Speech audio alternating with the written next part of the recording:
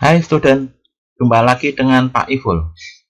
Saya akan menyampaikan materi tentang alat berat, yaitu khususnya tentang sifat-sifat tanah yang berhubungan dengan PTM atau pemindahan tanah mekanis. Nanti akan disampaikan tentang 3 keadaan tanah dan perhitungan perubahan volume tanah. Baik, tentang 3 keadaan tanah. Di dalam pemindahan tanah mekanis, khususnya pada pekerjaan konstruksi, ada 3 keadaan tanah yang dijumpai, yaitu yang pertama adalah keadaan asli. Keadaan asli adalah keadaan tanah sebelum dilakukan pekerjaan, jadi belum dilakukan tindakan apapun atas lahan. Volume tanah dinyatakan dalam bank measure atau disingkat B, huruf B besar. Singkatan ini mengikuti satuan yang diberikan pada besaran-besaran tanah. Misalnya, satuan volume dinyatakan dalam B meter kubik, huruf B besar, atau BCY, singkatan dari bank cubic yard. Misalnya lagi, satuan luas dinyatakan dengan B meter persegi, dan lain sebagainya. Yang kedua, keadaan lepas. Keadaan lepas adalah keadaan tanah setelah dilakukan pekerjaan atau kondisi distort. Volume tanah dinyatakan dalam loose measure atau disingkat dengan huruf L besar. Satuan yang digunakan untuk keadaan lepas, misalnya untuk volume, dinyatakan dengan L meter kubik atau LCY, singkatan dari loose cubic yard. Untuk satuan luas bisa dinyatakan dengan L meter persegi dan lain sebagainya. Kondisi yang ketiga adalah keadaan padat. Keadaan padat adalah keadaan tanah setelah ditimbun kembali dan dilakukan upaya pemadatan atau dipadatkan. Volume tanah dinyatakan dalam compact measure atau disingkat dengan huruf C besar. Satuan yang digunakan diberi awalan huruf C besar. Misalnya satuan volume dinyatakan dengan C meter kubik atau CCY, singkatan dari compact cubic yard. Berikut ini diberikan gambaran mengenai 3 kondisi tanah tersebut. Keadaan asli atau bank, misalnya digambarkan seperti ini. Ini kondisi tanah asli. Kemudian keadaan lepas atau loose, misalnya seperti diberikan pada gambar ini adalah tanah digali, ini galian tanah, kemudian hasil galian ditempatkan di sampingnya atau di dekatnya. Nah, kondisi loose adalah kondisi tanah hasil galian ini. Ini adalah kondisi loose atau lepas. Kemudian keadaan padat atau compact. Misalnya dari galian diisi dengan material tanah. Nah, kemudian pada saat pengisian dilakukan upaya pemadatan. Biasanya dibagi berdasarkan layer-layer atau lapisan-lapisan. Dipadatkan. Nah, kondisi tanah setelah dilakukan upaya pemadatan ini disebut dengan keadaan padat atau compact. Itulah gambaran dari 3 keadaan tanah. Ada keadaan asli, keadaan lepas atau loose, dan keadaan padat atau compact. Baik, mari kita lihat kondisi volume tanah dari 3 keadaan tanah ini. Misalnya, dari keadaan asli atau bank, saya ambil volume tanah sebesar 1 meter kubik.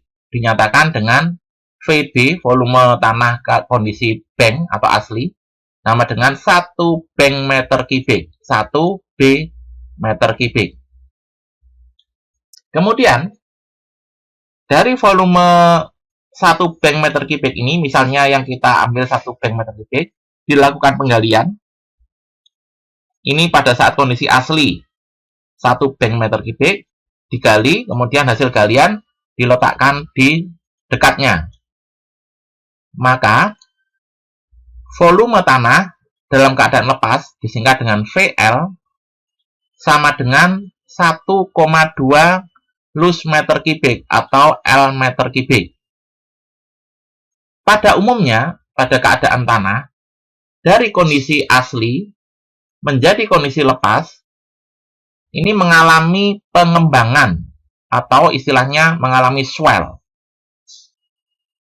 Dari volume 1 menjadi volume 1,2 loose meter kubik kondisi lepas.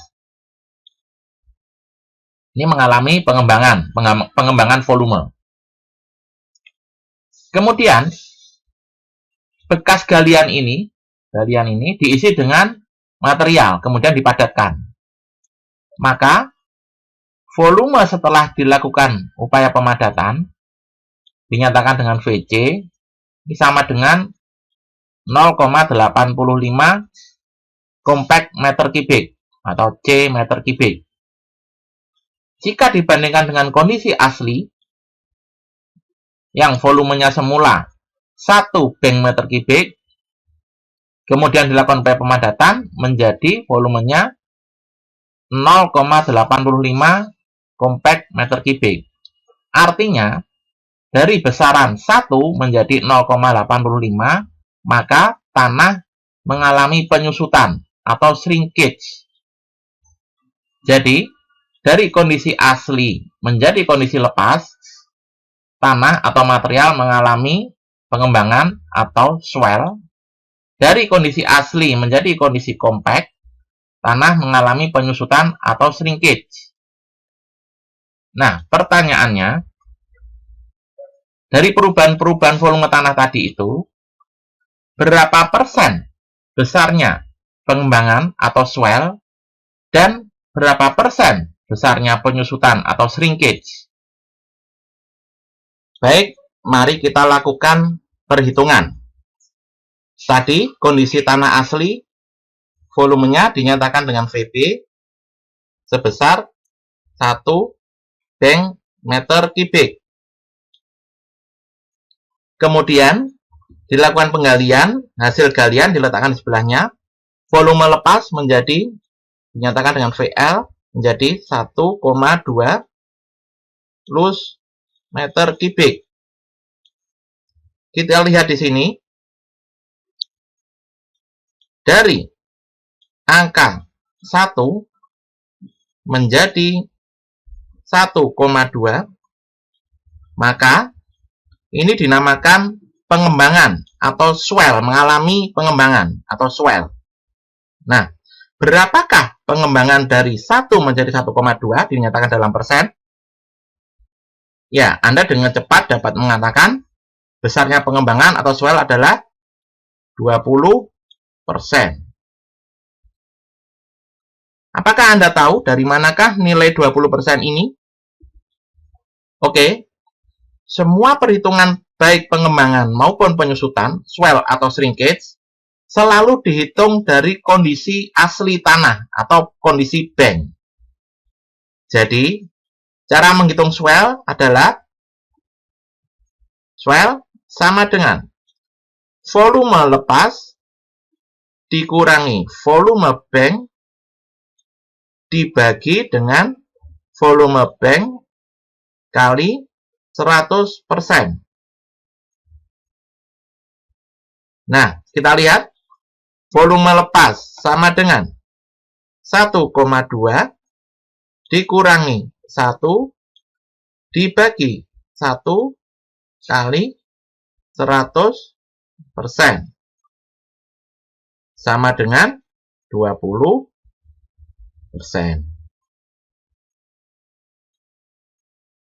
Nah, inilah cara menghitung swell atau pengembangan. Baik, berikutnya, bagaimana menghitung penyusutan? Tadi, pada contoh gambar tadi, diberikan volume bank sama dengan 1. bank meter kubik. Kemudian volume compact sama dengan 0,85 compact meter kubik. Kita lihat dari volume 1 menjadi 0,85. Maka ini terjadi penyusutan atau shrinkage. Berapakah besarnya penyusutan dari nilai 1 menjadi 0,85? Ya, secara cepat Anda dapat mengatakan telah terjadi penyusutan sebesar 15%.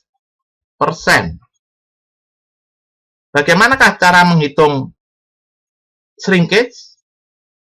Ya, seperti menghitung swell, maka shrinkage diperhitungkan terhadap kondisi asli atau kondisi bank. Jadi, perhitungan shrinkage mengikuti cara sebagai berikut. Volume bank dikurangi volume compact dibagi dengan volume bank kali 100%. Sehingga tadi volume bank besarnya 1 dikurangi volume compact besarnya 0,85 dibagi dengan 1 kali 100% sama dengan 15%.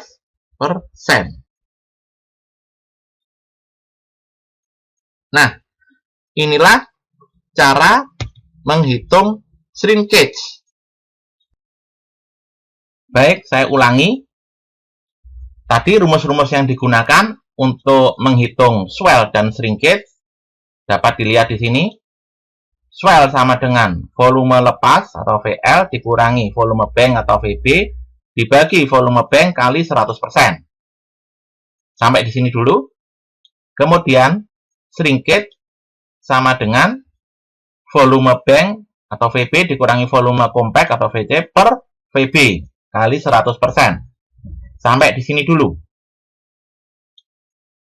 Rumus ini bisa dikembangkan dan dinyatakan dengan berat volume tanah atau berat volume material.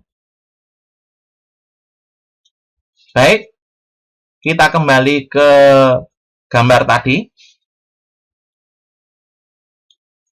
Ini volume tanah. Ini dari kondisi asli menjadi kondisi lepas, dari kondisi asli menjadi kondisi compact. Materialnya sama. Materialnya sama, hanya volumenya yang berbeda-beda. Jadi, dapat disimpulkan, 3 kondisi ini sebenarnya berasal dari material yang sama, massa yang sama. Apabila kita mengasumsikan bahwa tidak ada material yang hilang atau terbuang, maka dapat kita pahami bahwa berat material dari kondisi asli sama dengan berat material pada kondisi loose, lepas, dan sama juga dengan berat material pada kondisi padat atau compact. Perbedaannya hanya pada volumenya saja, tetapi beratnya sama. Beratnya sama. Baik, apabila berat material keadaan bank, keadaan loose, keadaan compact yang sama tadi dinyatakan dengan simbol W, maka kita tahu bahwa berat volume sama dengan berat dibagi volume. Nah, pada kondisi ini berat material dari kondisi bank itu sama dengan berat material dari kondisi lepas atau loose dan sama dengan berat material pada kondisi compact atau padat. Nah, Misalkan kita menggunakan notasi B itu adalah berat volume material keadaan bank, L adalah berat volume material keadaan loose, dan C adalah berat volume material keadaan compact. Ini harap diperhatikan, B, L, C itu adalah berat volume. Maka B sama dengan berat material kondisi asli sama dengan W dibagi volume bank. Kemudian L, berat volume lepas, sama dengan berat material W dibagi volume lepas. Kemudian C, berat volume compact, sama dengan berat material dibagi volume compact.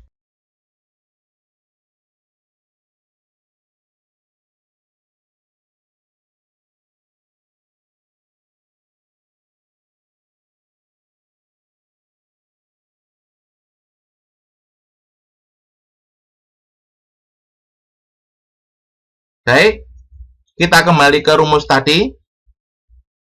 Swell sama dengan VL min VB per VB kali 100% sama dengan VL ini sama dengan W per L.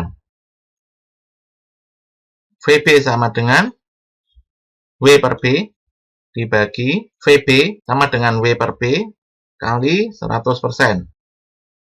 Bisa disederhanakan sebagai berikut. 1 per L min 1 per B per 1 per B kali 100%.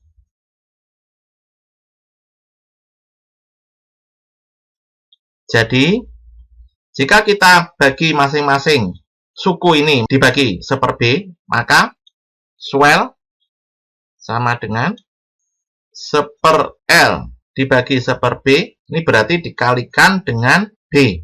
Berarti B per L 1 per B dibagi 1 per B atau 1 per B kali B dikurangi 1 kali 100%. Kemudian kalau 1 ini dijadikan L per L, bisa juga ditulis sebagai swell sama dengan B min L per L kali 100%.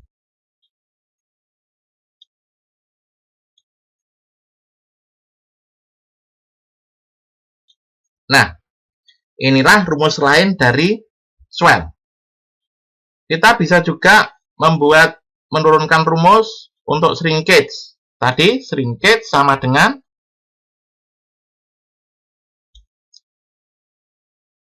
VB min VC per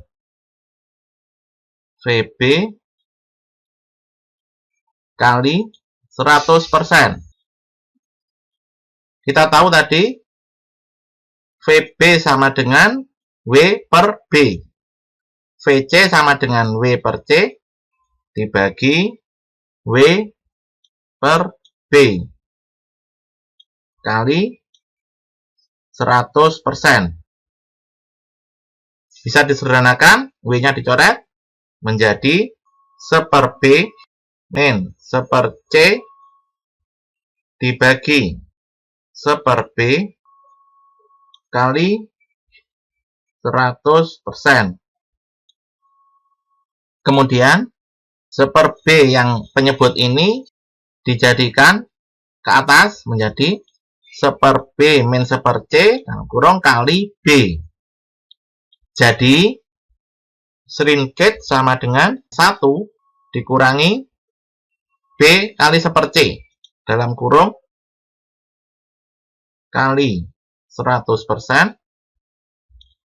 Bisa juga dinyatakan dengan shrinkage sama dengan, jika dikalikan dengan C/C, maka C min B per C kali 100%.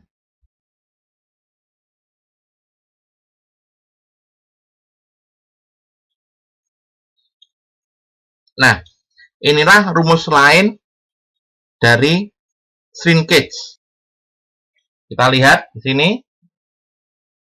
Jadi, swell bisa dinyatakan dengan VL min VB per VB kali 100%. Bisa juga dinyatakan dengan B per L min 1 kali 100%. Bisa juga dinyatakan dengan B min L per L kali 100%. Ada 3 macam rumus untuk menghitung swell. Shrinkage sama dengan VB min VC per VB kali 100%. Bisa juga dinyatakan dengan 1 min B per C kali 100%. Bisa juga dinyatakan dengan C min B per C dalam kurung kali 100%. Jadi ada 3 macam rumus untuk menyatakan swell maupun shrinkage. Di mana harus diingat-ingat bahwa B, L, dan C adalah berat volume, bukan berat, tapi berat volume. Kemudian ada besaran lain untuk menyatakan sifat-sifat tanah yang dinamakan dengan load factor atau disingkat dengan LF. Apakah load factor itu?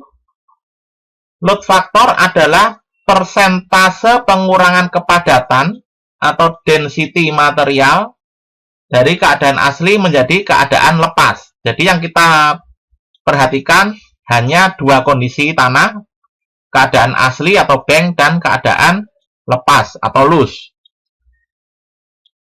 Apabila tanah berubah dari keadaan asli menjadi kondisi atau keadaan lepas, maka kita dapat memahami bahwa kepadatannya berkurang. Kenapa berkurang? Ya, karena volume dari bank menjadi loose menjadi mengembang. Jadi, kepadatan tanah karena volumenya mengembang, kepadatannya menjadi berkurang.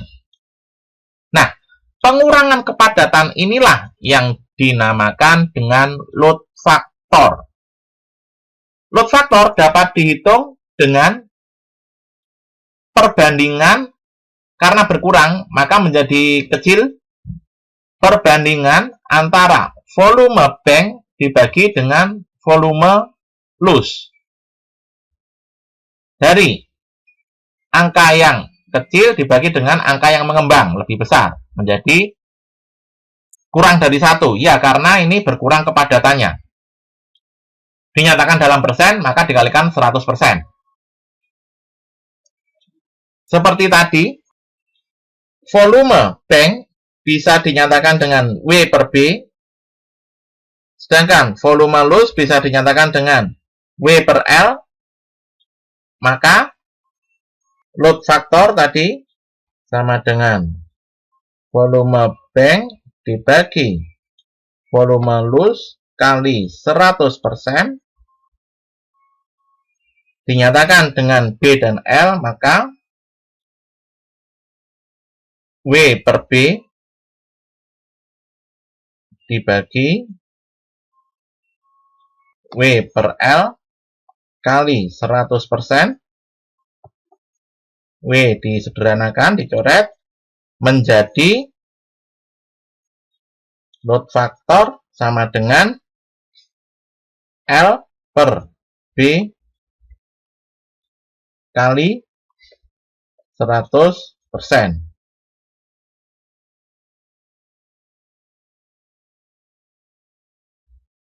Nah, ada 2 macam rumus yang bisa digunakan. Load factor sama dengan VB per VL kali 100%, atau load factor sama dengan L per B kali 100%. Kemudian, karena yang kita bahas adalah kondisi asli dan kondisi lepas yang berkaitan dengan swell, maka swell sama dengan B per L min 1 kali 100%. Tuliskan lagi. Di mana load factor sama dengan L per B kali 100%, maka swell bisa juga dinyatakan dengan L per B adalah load factor, berarti B per L adalah seper load factor, seper LF min 1 kali 100%. Nah, inilah hubungan antara swell dan load factor. Anda dapat melihat di buku referensi, yaitu alat-alat berat dan penggunaannya, karangan Insinyur Roman Hadi. Di situ sudah dicantumkan tabel dari berbagai jenis material, kemudian diberikan berat volumenya, kondisi bank atau disingkat B, diberikan berat volume kondisi loose atau L, dan diberikan swellnya dalam persen ini. Kemudian juga diberikan nilai load faktornya dalam persen.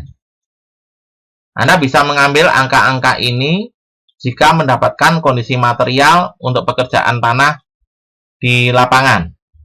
Yang paling umum misalnya contohnya adalah kondisi lapangan atau lahan, misalnya lempung, tanah liat asli.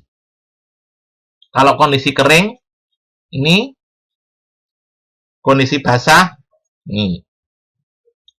Kemudian kalau ada campuran lempung dan kerikil, ada kondisi kering dan basah, bisa Anda gunakan angka-angka ini. Kemudian untuk tanah lanau, bisa Anda gunakan angka-angka ini. Misalkan banyak terdapat batuannya, 75%, 25% tanah biasa. Ini 50% ada batu, ada tanah biasa.